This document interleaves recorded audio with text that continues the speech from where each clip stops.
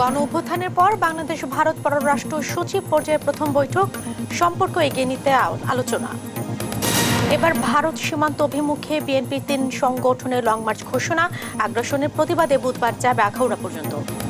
মুখোশ পাল্টে গণহত্যায় জড়িত আওয়ামী লীগ কর্মী ছাত্র হত্যার বাদী, অর্থ আদায়ে ভয়ঙ্কর প্রতারণা অনুসন্ধানে মিলেছে প্রমাণ। থানা থেকে লুট হওয়া অনেক অস্ত্রই উদ্ধার হয়নি। খুলনায় স্বরাষ্ট্র উপদেষ্টা, সাদা পোশাকে কাউকে গ্রেফতার করা যাবে না। স্কুলে ভর্তিতে গলাকাটা ফি, রাজশাহীতে ভাড়া করা ভবনে চলছে শতাধিক প্রতিষ্ঠান, দুশ্চিন্তা অভিভাবকরা, নির্বিকার কর্তৃপক্ষ। এবং টাকা দিয়েও মিলছে না প্যাকেটজাত সয়াবিন তেল, খোলা তেলের চাহিদা বাড়ায় বাড়ছে দামও, সংকট উত্তরণে নেই কোনো পদক্ষেপ। দেখছিলেন দেশ জনপদ সংবাদ শিরোনাম, সঙ্গে আছে আমি জেসিকা আবেদিন। এবার বিস্তারিত। রাষ্ট্রীয় অতিথি ভবনে শেষ হলো বাংলাদেশ ভারত পররাষ্ট্র সচিব পর্যায়ে বৈঠক। আওয়ামী লীগ সরকার পতনের পর এটি দুদেশের মধ্যে প্রথম উচ্চ পর্যায়ের বৈঠক। সোমবার সকালে ভারতীয় বিমান বাহিনীর একটি বিশেষ ফ্লাইটে ঢাকায় আসেন ভারতের পররাষ্ট্র সচিব বিক্রম মিশ্রি। পরে দ্বিপক্ষীয় বৈঠকে অংশ নেন তিনি। এতে দিল্লির পক্ষে প্রতিনিধি দলের নেতৃত্ব দেন বিক্রম মিশ্রি, আর ঢাকার পক্ষে নেতৃত্ব দেন পররাষ্ট্র সচিব জসিম উদ্দিন। পরিবর্তিত পরিস্থিতিতে রাজনৈতিক দূরত্ব কমাতে এই বৈঠক গুরুত্বপূর্ণ হিসেবে ধরা হচ্ছে, যেখানে বাণিজ্য, কানেক্টিভিটি, সীমান্ত হত্যা, পানি বন্টন ছাড়াও দুই দেশের সম্পর্কে সামগ্রিক বিষয়ে আলোচনা হবে বলে ধারণা করা যাচ্ছে। সেই সঙ্গে বাংলাদেশ নিয়ে ভারতের সুস্পষ্ট অবস্থান তুলে ধরবেন বিক্রম মিশ্রি, এমনটাই মনে করছেন বিশ্লেষকরা।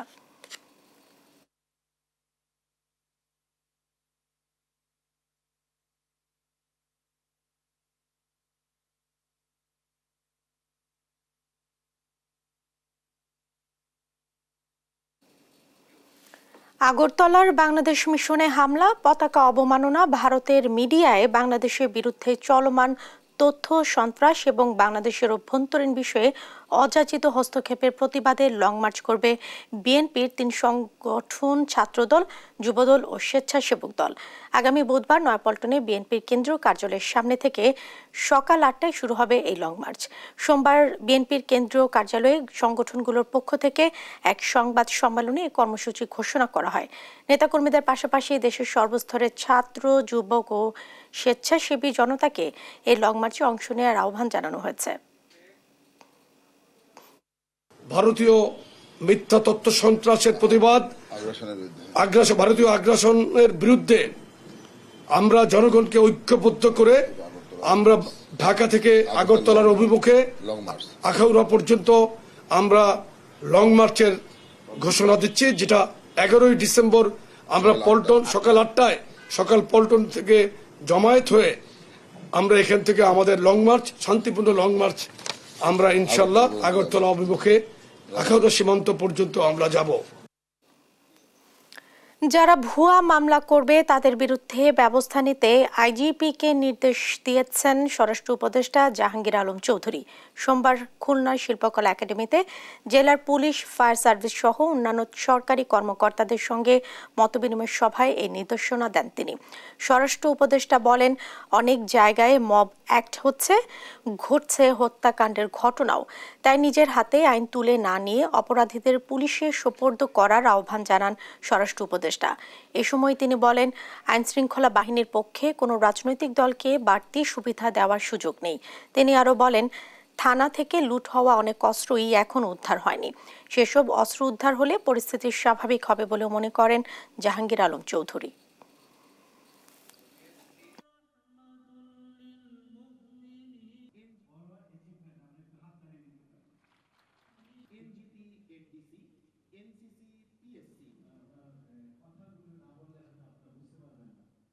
সিভিল ড্রেসে কাউকে অ্যারেস্ট করা চলবে না। ডিবি হোক, যে হোক, তার জ্যাকেট পরতে হবে, তার আইডেন্টি শো করতে হবে। যদি তার ড্রেস না থাকে, সে সিভিল ড্রেস এসে সে প্রথম তার আইডেন্টিটা শো করবে যে এই আমার আইডি কার্ড। সিভিল ড্রেসে কাউকে অ্যারেস্ট করা চলবে না। আর কোনো নিরপরাধ যেন শাস্তি না পায়, এই দিকে আপনার খেয়াল রাখতে হবে। 10টা নাম, এই 200-100 বেনামি, এইটা করে মানে যারা দোষী না তাকেও আপনারা নাম দিয়ে আমাদের কিন্তু ইনভেস্টিগেশন করতেও ডিফিকাল্ট করতেছেন, এবং অ্যাকচুয়াল কালপিটও কিন্তু বের হয়ে যাবে। এই জন্য আমরা আইজি মহোদয়কে আমরা ইনস্ট্রাকশন দিছি যারা ভুয়া মামলা করবে তাদের এগেনস্টে অ্যাকশন নেওয়ার জন্য। দর্শক, এই মুহূর্তে আমরা সরাসরি চলে যাচ্ছি রাষ্ট্রীয় অতিথি ভবনে। This year.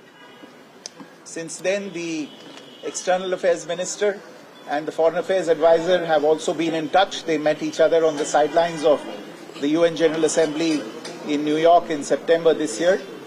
And my visit follows those interactions and is the first Foreign Secretary level structured engagement between the two sides following those developments. Today's discussions have given both of us the opportunity to take stock of our relations, and I appreciate the opportunity today to have had a frank, candid and constructive exchange of views with all my interlocutors.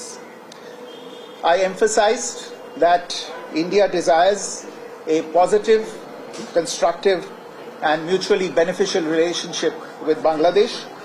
We have always seen in the past and we continue to see in the future this relationship as a people-centric and people-oriented relationship, one that has the benefit of all the people as its central motivational force. This is reflected on a daily basis in the development projects that have been executed on the ground in Bangladesh and that continue to be developed.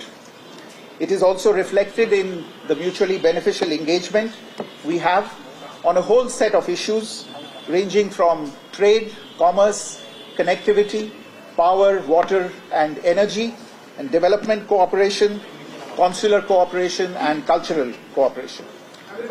There is no reason why this mutually beneficial cooperation should not continue to deliver in the interests of both our peoples. And to that end, therefore, I have underlined today India's desire to work closely with the interim government of Bangladesh authorities. At the same time, we also had the opportunity to discuss certain recent developments and issues, and I conveyed our concerns, including those related to the safety and welfare of minorities. We also discussed some regrettable incidents of attacks on cultural, religious and diplomatic properties. We expect overall a constructive approach on all these issues by the Bangladesh authorities, and we look forward to moving the relationship forward in a positive, forward-looking and constructive direction. Thank you all very much. Excellency, do you believe this is still the golden era of two countries? দর্শক, এই মুহূর্তে brief করছিলেন ভারতের পররাষ্ট্র সচিব বিক্রম মিশ্রি। আমরা তখন সরাসরি ছিলাম সেখানে।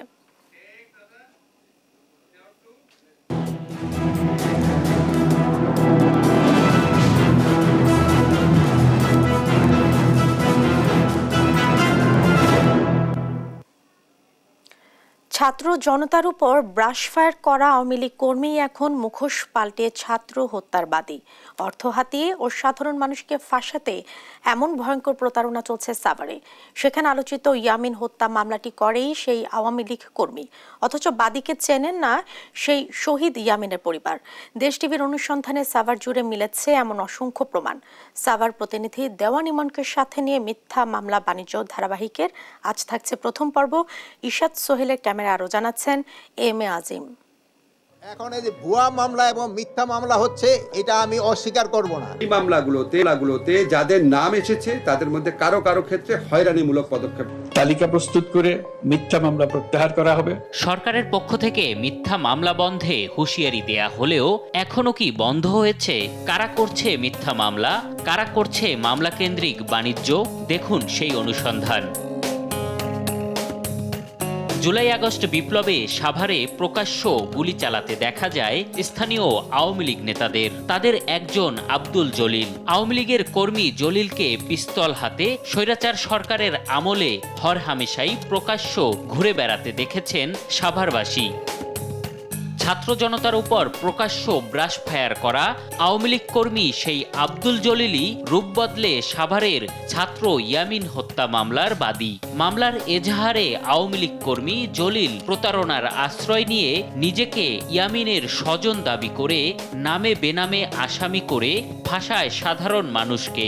যে মামলায় নিজের পরই সাক্ষী রেখেছেন সেলিম মোল্লা নামের একজনকে। তার মুখোমুখি দেশ টিভি টিম। শুধু সাভারবাসী নয়, সেলিম মোল্লাও অবাক জলিল আসামি না হয়ে বাদী হওয়ায়। আগে তো বিপক্ষেই ছিল, আগে তো যে ছাত্রকে বিপক্ষে ছিল এই জলিলে রাজুও যে গোলাগুলি করলো না, মেডিকেলে গুলি করলো, পরে ওর মেডিকেলও ভাঙলো। আদালত থেকে মামলার নথি সংগ্রহ করে দেখা যায় ইতোমধ্যে একজন আসামিকে মামলা থেকে অব্যাহতি দিতে হলফনামা দিয়েছে জলিল। বিষয়টি জানতে আসামিদের স্বজনদের সঙ্গে কথা বলতে গেলে বেরিয়ে আসে থলের বিড়াল। মামলায় ফাঁসিয়ে রীতিমতো চাঁদাবাজি শুরু করেছে জলিল। অব্যাহতি দিতে কারো কাছ থেকে জমি, আবার কারো কাছে টাকা দাবি করছেন তিনি। উনি বলতিছে যে আমার বাসার পাশে যে 1% জায়গা 8-9 বছর ধরে মামলা চলতিছে, ওই জায়গাটা ছেড়ে দেন, মামলা উঠায় নেব। দেশ টিভির উপস্থিতি টের পেয়ে গা ঢাকা দেয় জলিল। মুঠোফোনে জানান প্রশাসনের কথায় অন্যের অস্ত্র নিয়ে শখে ছবি তুলেছিলেন তিনি। শখের বিনিময়ে আমাকে তখনকার প্রশাসন বৈধ অস্ত্র দিয়ে আমাকে ছবি তোলাইয়া, তাও আমি শখ করে তুলে ফেলাইছিলাম। সাভার জুড়ে এমন মামলা বাণিজ্যে মেতেছে আরও অনেকে। রাসেল গাজী হত্যার ঘটনায় মামলা করেছে সাহেব আলী নামের অজ্ঞাত একজন, যাকে চেনেই না রাসেলের পরিবার। তারা অনেকে বলছিল যে মামলা করলে টাকা দিবে বা এরকমও অনেকে বলছিল, কিন্তু আমরা ওতে রাজি হইনি। আমরা এই শহীদ রাসেল গাজীর পরিবারের পক্ষ থেকে কোনো কিছু জানি না, আপনাদের মাধ্যমে আমরা জানতে পারলাম যে তার নামে মামলা হয়েছে। প্রলোভনে মামলা দিয়ে বিপাকে অনেক শহীদ পরিবার। শহীদ মেহেদী হাসানের বাবা বাচ্চু সরকারকে দিয়ে 80 জনের বিরুদ্ধে মামলা করিয়ে লাপাত্তা একটি চক্র। জাহের উনি মামলাটা সাজাইয়া মামলাটা দেওয়ার পরে উনি আমার ফোনও ধরে না, আমার লগে এই পর্যন্ত দেখাও করে নাই। ঢালাও বা মিথ্যা অভিযোগ দিয়ে মামলা ফৌজদারি অপরাধ উল্লেখ করে পুলিশ বলছে বেশ কয়েকজনকে গ্রেপ্তার করা হলেও লাগাম টানা যায়নি চক্রগুলোর। বিশেষ করে চাঞ্চল্যকর মামলাগুলো সেগুলো নিয়ে বাইরে একটা প্রতারণা করার জন্য, বিভিন্ন লোকজনকে ধোঁকা দিয়ে টাকা পয়সার জন্য এরকম করার চেষ্টা করছে। তবে যেগুলো আমাদের নলেজে আসতেছে সেগুলো আমরা নজরদারিতে রাখতেছি এবং অনেককেই আইনের আওতায় নিয়ে আসতেছি। আলোচিত ইয়ামিন হত্যার বিচার দাবিতে তার মামা বাদী হয়ে মামলা করলেও একই ঘটনায় আরেকটি মামলা দিয়ে রমরমা বাণিজ্য করছে জলিল। এখন কে এটা মামলা করছে, কেন করলো, তার কোন উদ্দেশ্য করলো, সে মামলায় মানে কি বর্ণনা আনছে, আপনি বর্ণনা ওই মামলার কাগজ আমাকে তো সাভার থানার আইও।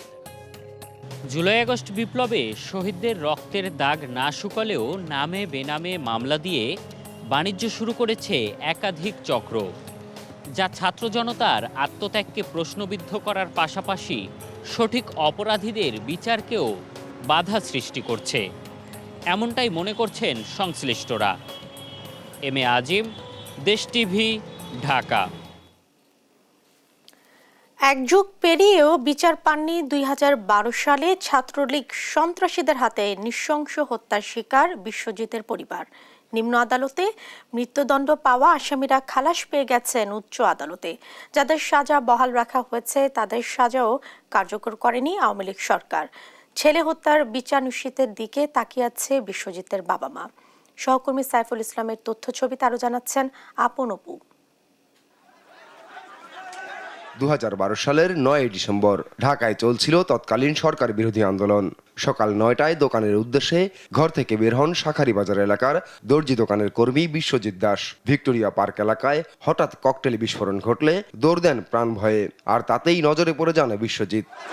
জগন্নাথ বিশ্ববিদ্যালয় ও কবি নজরুল কলেজের ছাত্রলীগের অস্ত্রধারীরা হামলে পড়ে তার উপর। প্রকাশ্য দিবালোকে একের পর এক তার শরীরে বসাতে থাকে চাপাতির কোপ। দৌড়ে একটি ক্লিনিকে আশ্রয় নিলে সেখানেও পিছু নেয় হামলাকারীরা। কিছুই বুঝে উঠতে না পারা বিশ্বজিতের আমি শিবির না, আমি হিন্দু, প্রয়োজনে প্যান্ট খুলে দেখেন এমন আত্মচিৎকারেও থামেনি ছাত্রলীগ কর্মীদের চাপাতি।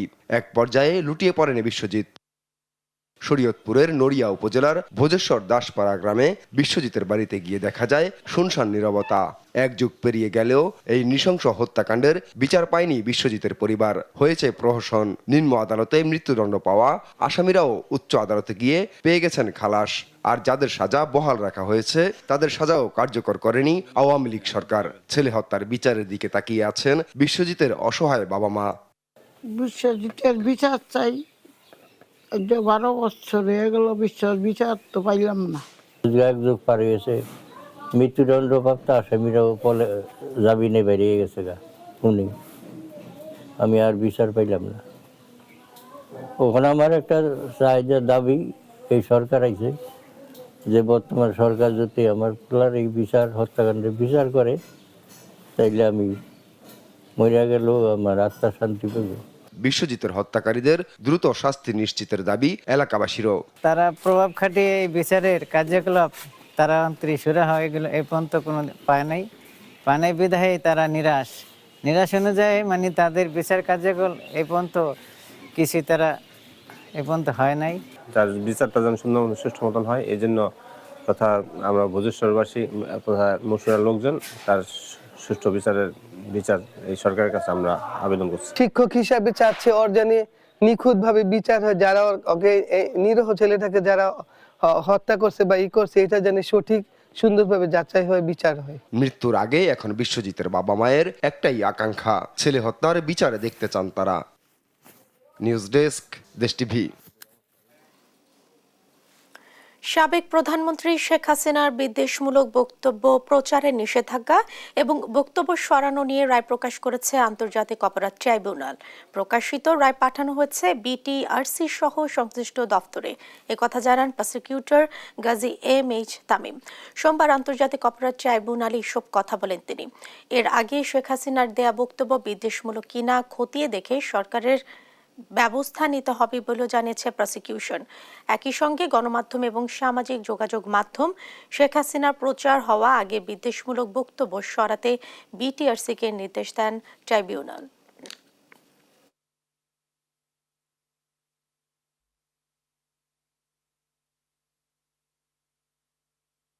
মাননীয় ট্রাইব্যুনাল আদেশ জারি করে বলেছেন যে সাবেক প্রধানমন্ত্রী শেখ হাসিনার সকল প্রকার ঘৃণাত্মক এবং বিদ্বেষমূলক বক্তব্য এবং যে বক্তব্যে সাক্ষী এবং ভিকটিমরা ভীতিগ্রস্ত হয় সেগুলো বন্ধ করার এবং কোনো প্রিন্ট বা ইলেকট্রনিক বা সোশ্যাল মিডিয়াতে সেটা ব্রডকাস্ট বা পাবলিশ করা নিষেধ করেছে এবং যেগুলো ইতোমধ্যে বিভিন্ন ইলেকট্রনিক বা সোশ্যাল মিডিয়াতে আছে সেগুলোকে রিমুভ করতে বলেছে।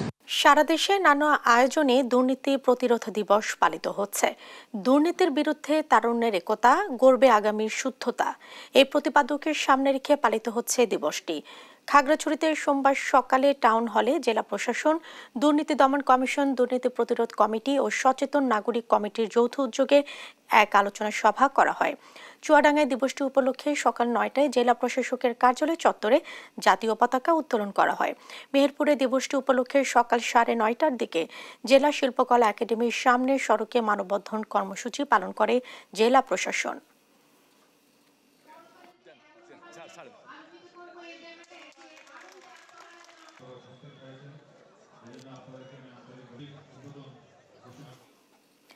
নারায়ণগঞ্জের ঢাকা চট্টগ্রাম মহাসড়কে ছিনতাইয়ের শিকার হয়েছেন বৈষম্য বিরোধী ছাত্র আন্দোলনের কেন্দ্রীয় সমন্বয়করা।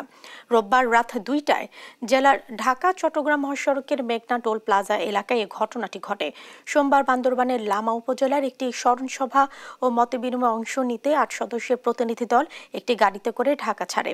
গাড়িটি যানজটে পড়লে একদল ছিনতাইকারী গাড়িটির কাঁচ ভেঙে মুঠোফোন, টাকা, ব্যাগ ও হাত ঘড়ি কেড়ে নেয়।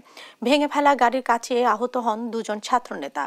ঘটনাস্থলে পুলিশ সদস্যরা পৌঁছানোর আগেই হামলাকারীরা সেখান থেকে পালিয়ে যায়। তবে এরই মধ্যে ছিনতাইকারীদের ধরতে তৎপরতা চলছে বলে জানিয়েছে পুলিশ। নানা আয়োজনে ময়মনসিংহ ও নেত্রকোনায় পালিত হয়েছে মুক্ত দিবস। 9 ডিসেম্বর ময়মনসিংহের ফুলপুর, ত্রিশাল, ঈশ্বরগঞ্জ ও গফরগাঁওয়ে অনুষ্ঠিত হয় মুক্ত দিবস। নানা আয়োজনে ময়মনসিংহের 4 উপজেলায় দিবসটি পালন করেছেন উপজেলা প্রশাসন ও বিভিন্ন রাজনৈতিক দল। উপজেলা প্রশাসনের উদ্যোগে বের হয় বর্ণাঢ্য আনন্দ শোভাযাত্রা। এ সময় শহীদদের আত্মার মাগফিরাত কামনায় বিশেষ মোনাজাত অনুষ্ঠিত হয়। এদিকে 71-এর এই দিনে হানাদার মুক্ত হয় নেত্রকোনা।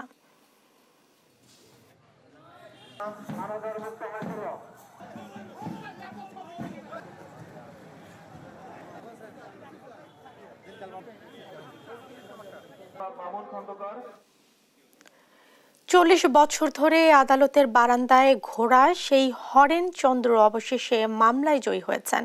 প্রমাণিত হয়েছে তার বিরুদ্ধে সোনালী ব্যাংক কর্তৃপক্ষ ভুয়া মামলা করেছিলেন। এই কারণে বৃদ্ধ হরেন চন্দ্র নাথকে মামলা পরিচালনার খরচ হিসেবে 20 লাখ টাকা দেওয়ার নির্দেশ দিয়েছেন আপিল বিভাগ। সোমবার আপিল বিভাগের জ্যেষ্ঠ বিচারপতি মোহাম্মদ আশফাকুল ইসলামের নেতৃত্বে 3 বিচারপতির বেঞ্চ এর রায় দেন। আগামী 3 মাসের মধ্যে সোনালী ব্যাংক কর্তৃপক্ষকে এই টাকা পরিশোধ করতে বলা হয়েছে। আদালতে হরেন চন্দ্র নাথের পক্ষে শুনানি করেন ব্যারিস্টার ওমর ফারুক। 40 বছর আগে ব্যাংকের 16 লাখ টাকা আত্মসাতের অভিযোগ ওঠে হরেন চন্দ্র সহ 9 জনের বিরুদ্ধে। তবে মামলার খালাস পেলেও সোনালী ব্যাংক কর্তৃপক্ষ আপিল করে মামলাটি জিইয়ে রাখে। এভাবে 4 দশক কেটে গেলেও আদালতে চূড়ান্ত নিষ্পত্তি হয়নি। অবশেষে মামলার জয় পেলেন তিনি।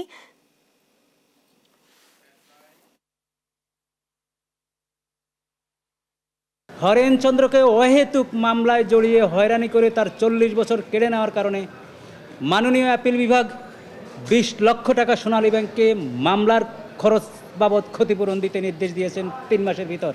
ব্যাংকে যখন চাকরি করি সোনালী ব্যাংক যাত্রাবাড়ি শাখায়, তখন কিছু টাকা দেওয়া হয় জজ কোর্টে দিতেছি, হাইকোর্টে দিতেছি, আজকে সুপ্রিম কোর্টেও দিলাম।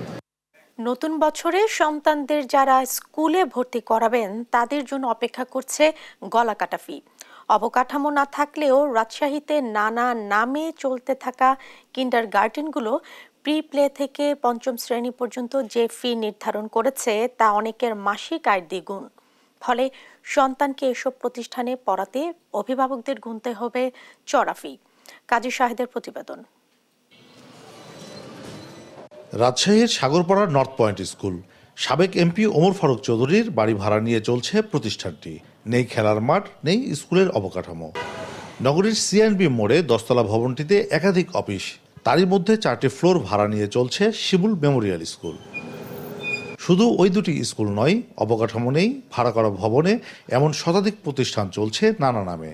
অভিভাবকদের কাছ থেকে আদায় করছে চড়া ফি। টিউশন ফি বলেন, প্লেয়িং বা ড্রামা বিভিন্ন ফর্মে নিয়ে দেয়, তো সেটা একবারে আমাদের মতো মধ্যবিত্ত বা নিম্ন মধ্যবিত্তের জন্য এটা বিশাল ধরনের চাপে।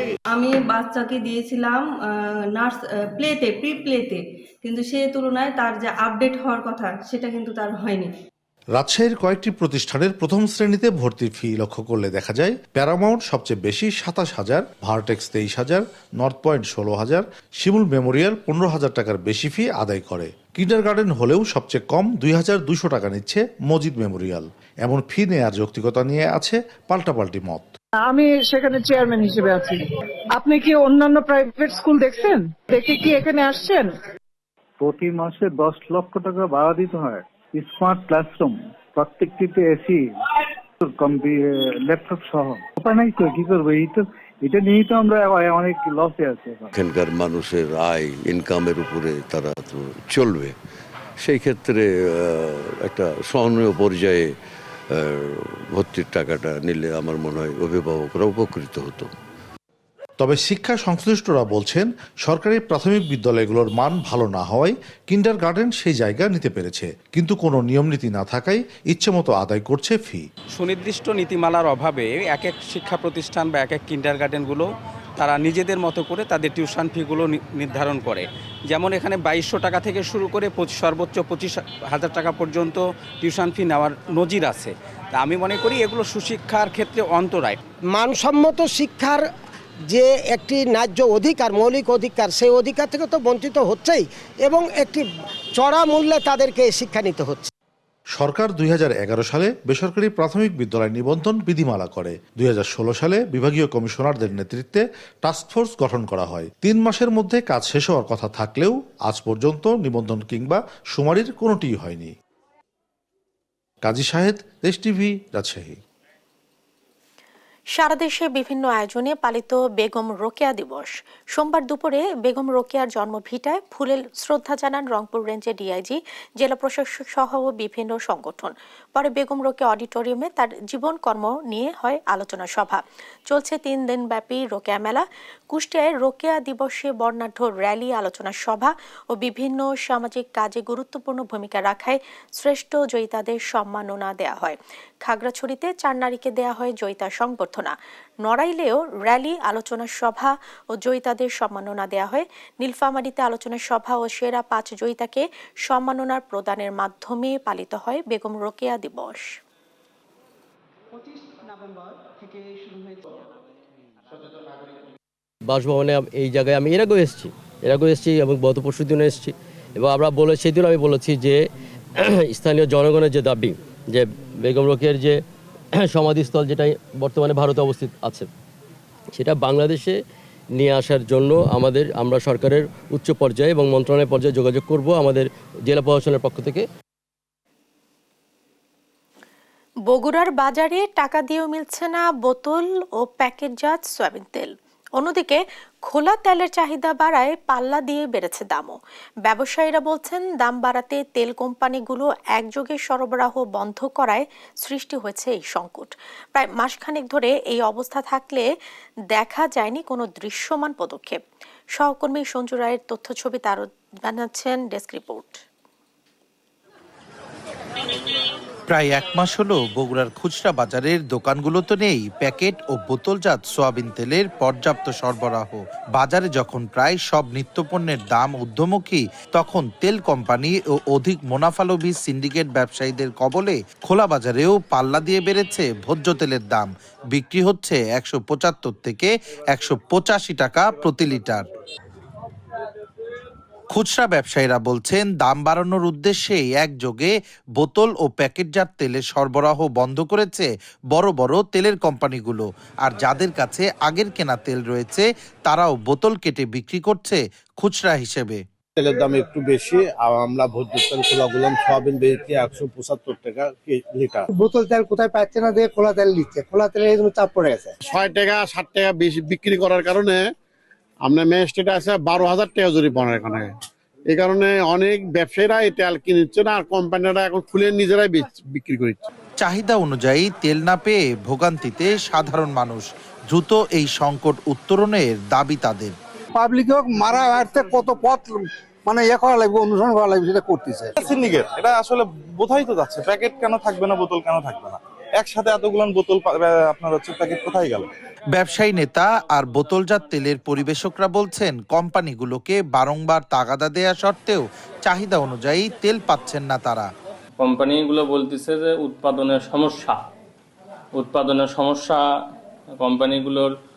এই জন্য আমাদেরকে সঠিকভাবে আমরা যারা আছি সারা বাংলাদেশে পরিবেশক যারা আছি আমাদেরকে কোম্পানি আমাদের চাহিদা মোতাবেক সরবরাহ করতে পারতেছে না। সিডি গ্রুপ বা বসুন্ধরা গ্রুপ যেসব গ্রুপের তেলগুলো আছে সেই কোম্পানির লোকজনের সঙ্গে আমরা মিটিং করছি যেন মার্কেটে গুরুত্বপূর্ণ তেল দেওয়া হোক। তারা আমাদের আশ্বাস করেছে যে একদিনের মধ্যে বা 2-1 সপ্তাহের মধ্যে তারা তেল মার্কেটে সরবরাহ করবে। উত্তরের প্রাণকেন্দ্র বগুড়ায় শুধুমাত্র প্যাকেট বা বোতলজাত তেলের প্রতিদিনের চাহিদা প্রায় 10 থেকে 12 টন, আর খুচরা বাজারে খোলা তেলের চাহিদা রয়েছে এর দ্বিগুণ। দ্রুততম সময়ে মুনাফালোভী ব্যবসায়ীদের এই সিন্ডিকেট ভেঙে স্বাভাবিক হবে তেলের সরবরাহ, প্রত্যাশা ভোক্তার। সঞ্জু রায়, দেশ টিভি, বগুড়া।